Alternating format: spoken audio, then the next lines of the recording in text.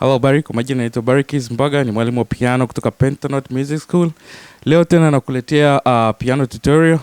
Na kwenda kufundisha ni namna gani watu wa keyboard ama wapigaji wa gospel wanapoweza kuisoundisha ama kuivoice 251 chord progressions. Hii sound kama inavyo sound unaposikia kwenye album zao za gospel.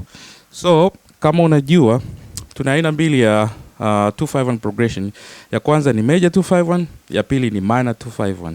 Na je, hizi 251 zinatumikaje? Zinatumika kama passing chords. Kwa mfano major 251 inatumika kama passing chord unapotaka kwenda kwenye major chord. Na minor 251 vivyo hivyo inatumika kama passing chords kama unapotaka kwenda kwenye minor 251. So leo nitakwenda kufundisha hiyo namna ya kuweza kuivoicing katika key ya F sharp. So kama we pia ni mpya katika channel hii hapa na hujasubscribe, usiache kusubscribe na kubonyeza kitufe cha kengele ili kuweza kupata video ambazo nazipost za tutorials kama hizi ambazo zitaweza kukusaidia wewe kuimprove ama kukutoa katika level ulionayo kwenda kwenye level nyingine. Hivyo tukaangalie tukaangalie noti zinazopatikana katika key ya F sharp ama G flat. Noti ya kwanza ni F sharp yenyewe. Noti ya pili ni A flat ama G sharp. Noti ya tatu ni B flat ama A sharp.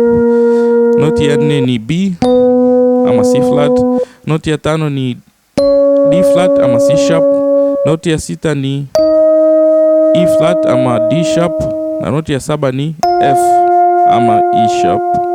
Alafu tunarudi tena kwenye G flat ama F sharp. So 251 ambapo tunakwenda kujifunza ni pale ambapo unapokuwa unatoka kwenye chord 1 kwenda kwenye chord 4. Kwa mfano tuko kwenye chord 1. Chord 1 ni F sharp major 7. Tunataka kwenda kwenye chord 4 ambao ni B major 7. Kwa hiyo kama unavyojua inakuwa ni kuliko tu kuondoka kwenye chord 1 3 4 kwenda kwenye chord 4 3 4 kwa utatumia hizo 251 ama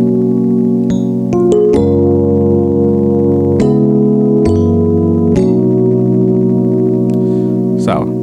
Kwa hiyo namna ya kawaida ya kuweza kupigia 251. Hivyo nitakwenda kuonyesha namna gani ambapo unaweza kuzitumia voicings za gospel kuweza kuzisoundisha hizo 251 progressions. So 251 progressions zina position mbili. Position ya kwanza kwenda B ni hii hapa.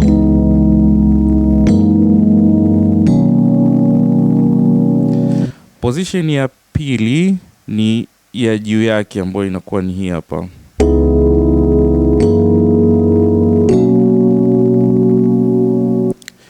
So kwa leo mimi nitakwenda kuonyesha hatua 8 ambazo unaweza kupiga hii 251 progression katika position B. Kwa hiyo hatua ya kwanza utaipiga hiyo -7 C sharp -7, ambapo mkono wa kushoto utashika C sharp ama D flat, A flat, E, B, E flat, E, A flat. Lakini unapofika kwenye F sharp, badala ya kupiga F sharp ama G flat, E, B flat, E flat, E, A flat, tunaitoa hichi kidole kwa sababu ushapiga huku, kwa haina haja ya kurudia huku. Na hii ni namna ambavyo drop 2 huwa inakuwa inatengenezwa. Hii ni system ambayo inatumika pia kwenye kutengeneza drop 2. So kwa badala ya kupiga tutapiga, lakini na hii 4 pia inabidi tuisoundishe tofauti kidogo. Kwa tutapiga au kwa hii hapa utapiga B na E flat ama D sharp. Kuna kushoto wa kulia utapiga C sharp ama D flat, G flat ama F sharp na A sharp yenyewe. Au unaweza kashika hivi. ukashika B, F sharp, B, au unaweza ukashika B, F sharp na B flat ama A sharp. Okay. So hatua ya pili, tutashika, badala ya kushika tunairudisha kwenye 13 ambayo ni kawaida, 13 bila 9.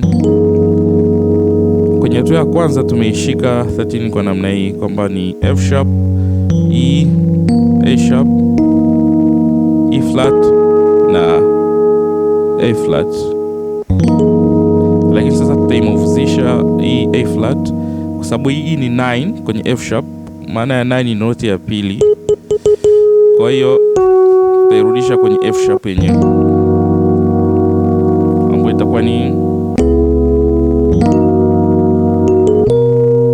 ama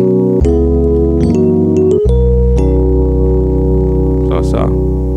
Kwa hiyo itakuwa ni F sharp, E, A flat ama no B flat ama A sharp, E flat ama D sharp na F sharp.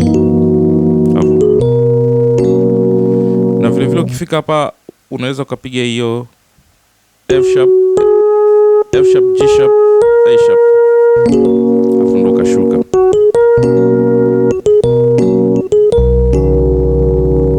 Okay. Hatua inayofuata ni kuweza kuongeza trills, ama wanasema tunaweza kuflip hizi note ili kutengeneza sound ya gospel, ambao kwa mfano tukifika kwenye hiyo F sharp 13 tutaiflip kwenda D. Kwa hii ni 13 kama nilivyosema, 13 ina maana kwamba ni noti ya 13. Kwa hiyo ni dominant kwanza ambayo ina 1 flat 7 na 3 ama yes na 3, alafu ina noti ya 6 ambayo ndo 13 yenyewe na noti ya kwanza. Kwa hiyo tutai flat, kwa itakuwa ni F sharp 13 kwenda kwenye F sharp 7 flat 13. Kwa hiyo inakuwa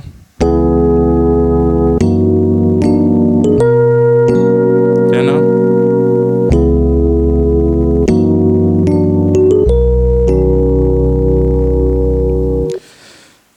hatua inayofuatia, tuta iflip mara mbili ama tuta trill, tuta flip mara mbili ama tutaanza kuflip kutokea kwenye C sharp kuja kwenye D sharp kwenye hii chord hapa, ambao ni ukiangalia inakuwa ni E flat minor ama D sharp minor. Ukichanganya ndio inatengeneza F sharp 13 ukichanganya na hizi note. Kwa hiyo nataka tuziflip kuja hivi. Kwa hiyo itakuwa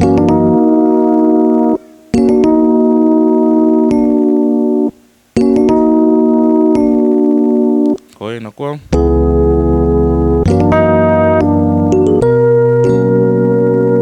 tena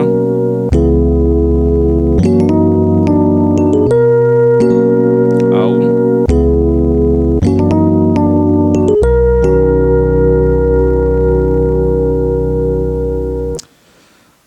hatua inayofuata tuta flip pia unapoenda kwenye flat 13 ambayo ni D. Kwa tutaiongeza trill nyingine ambayo itakuwa ni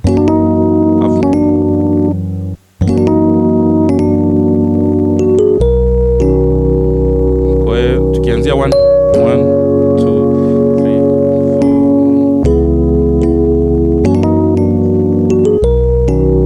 Umesikia? Sorry. Sauti yangu sio nzuri.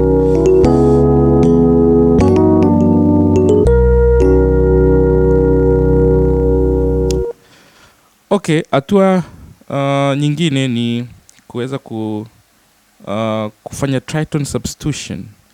Tritone substitution katika hiyo chord ya F sharp 13 kwa sababu ni dominant chord. Dominant chord inakuwa inaweza kuwa substituted na tritone substitution.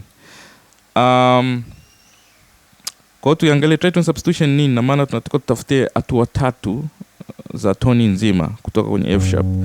Kwa hiyo tutaanza ya kwanza, ya pili, ya tatu, na huyu ndo tutakuwa ni tritone substitute wa F sharp. Kwa C inaweza kai substitute F sharp kama tritone substitution. Sawa. Kwa hiyo tunaitumia wapi sasa hii C? Tutaitumia pale ambapo tukisha flip kuja kwenye F13 na kuifanya flat 13, sasa ndo tunaenda kwenye hiyo tritone substitute. Kwa unaweza kashika hivi pia. Kwa hiyo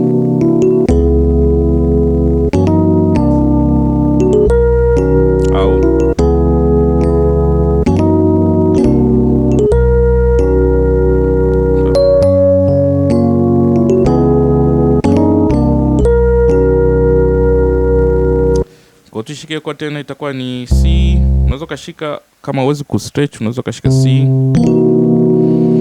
E, huku kashika hiyo B flat, D na nini na F sharp.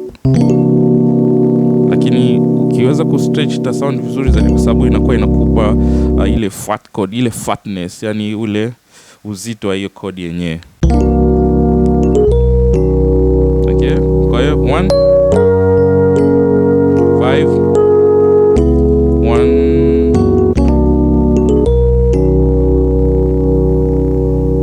Sasa kwa hiyo kwa tritone substitution ina maana kwamba 1 inakuwa substituted na flat 5. Sawa. Natumaini imeeleweka hiyo. Hatua inayofuata vile ni kuirudisha ile 9 kwenye F. Unaposema 9 maana yake ni ile noti ya pili ya F ambayo ilikuwa ni hapa. Hasa wakati tunaenda kwenye hii hapa. Sasa tuione. Sawa.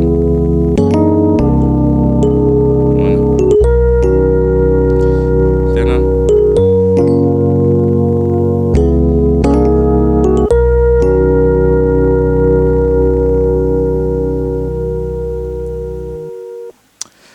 Hatua nyingine ni tunaita ni chromatic approach. Maana ya chromatic tunajua ni kwenda nusu hatua katika noti hizi. Kwa mfano chromatic ya juu ya F sharp ni G na chromatic ya chini ya F sharp ni F. Kwa hiyo tuanze na ya juu. Kwa hiyo tunaichukua ile 13 yetu ambayo ni tumeshika F sharp, E, A sharp, D sharp, F sharp. Tunaenda chromatic noti zote. Kwa ukishusha hii nusu na hiyo ukipandisha nusu na ukipandisha nusu na hiyo unapandisha nusu. Kwa tunai approach vipi sasa? Tunaanza kwenye G kuja F sharp. Kwa hiyo tena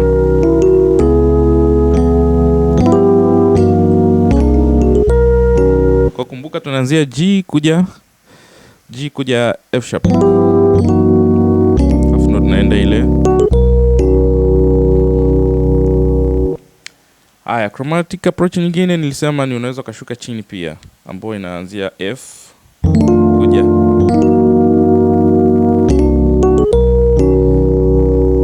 sawa tena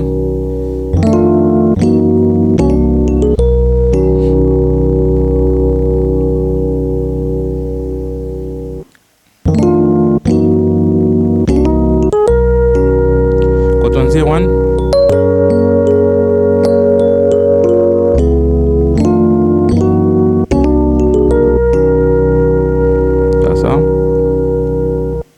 tukibakia hapo kwenye chromatic approach ama kwenye technique ya chromatism, tuende mbele kidogo kwenye hatua hii ifuatayo, ambayo kwa sasa hivi tutakachokifanya ni kwamba tutarudi nyuma ama kwenda mbele hatua mbili. Kwa mfano niko hapa, badala ya kuja kutokea G kama tulivyoona kutokea juu, okay, kwa nitarudi tena juu zaidi. Kwa hiyo itakuwa ni kuanzia A flat, hiyo chord nitarudi chromatic 2. Afu ndo niende. Tuone tena.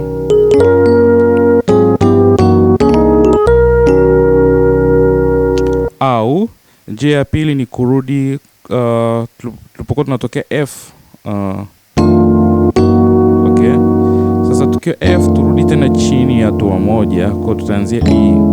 Okay. Kwa itakuwa ni, kwa hiyo unaweza kutokea either ama mfano tuchukulie progression ya 1 7 3 6 2 5 1 4. Tukitumia hiyo approach itakuwa kama ifuatavyo. Sorry.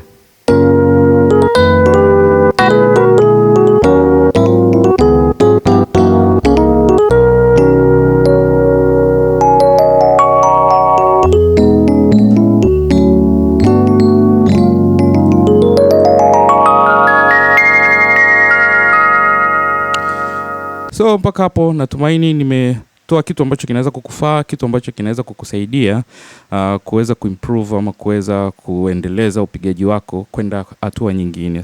Vile vile usisahau, kama wewe ni mpya au hujawahi kusubscribe katika channel yangu ya Bereal Mbaga, usisahau kusubscribe, usisahau kushare, usisahau kulike, usisahau kubonyeza kitufe cha notification ili kuweza kupata video zingine za piano kama hizi, ikiwemo gospel piano, ikiwemo jazz piano, ikiwemo blues piano, ikiwemo mambo mengi, improvisations na vitu vingine kama hivyo. So kufikia hapo nimefikia mwisho. So tukutane kwenye kipindi kijacho ambacho nitakuandalia kitu kingine kizuri ambacho kinaweza kukusaidia. Bye bye, mpaka wakati mwingine.